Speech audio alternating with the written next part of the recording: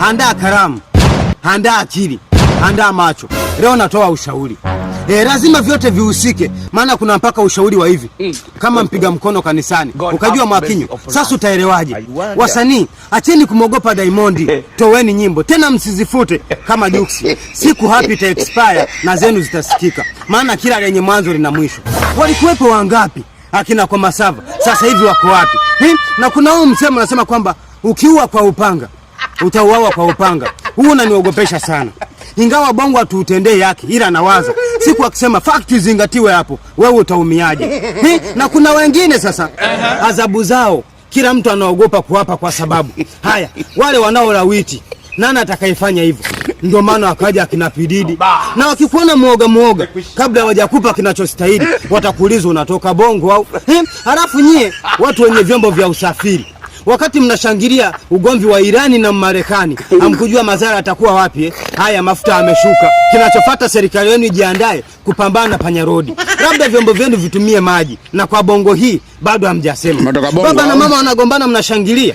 Matokeo yake ndani minuno kama aliyekuwa kocha wa Yanga. Hatujui mtihani kafanya nani, ila matokeo ndo hayo. Japo sijui nani baba na nani mama. Si hawaelewi Kiswahili. Ukiwatafsiria tutauawa wote. Tusi alitumwi, umenipata sie. Halafu sitashangaa hii posti kuwa na likes chache kama Pipitida ka posti kipenzi cha washerati. Labda walivyomaliza kulike kule bando limeisha.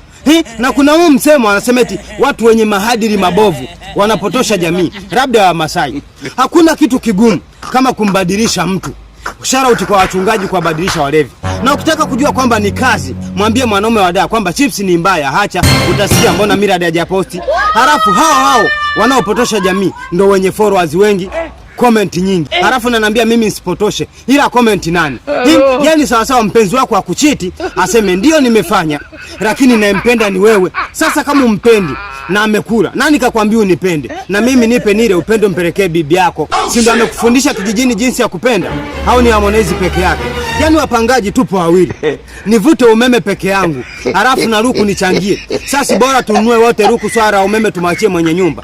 Wacha niongee. Hii changamoto ya Facebook kwamba tape ame ama ukufe imetupotezea sana wateja. Watu wameona ya nini kulike kwa lazima, twendeni TikTok. Mwanaume unakimbia nyumbani kwako eti kisa panawaka moto. Haya akafie guesti. Na nyie si ndio mlikuwa mnasema eti mpelekee moto. Kweli kunyanye kuku akinyabata kaara. Halafu hizi posti za Yesu na shetani wa mtandaoni sio kwenu tu, hata kwetu wapo kama Samua ukweli. Ila kwa sababu elimu zinatusaidia ndio maana vituwazishi. Sasa Yesu gani anajiposti? Kwani mbinguni kuna simu? Haya, mimi napita jamani.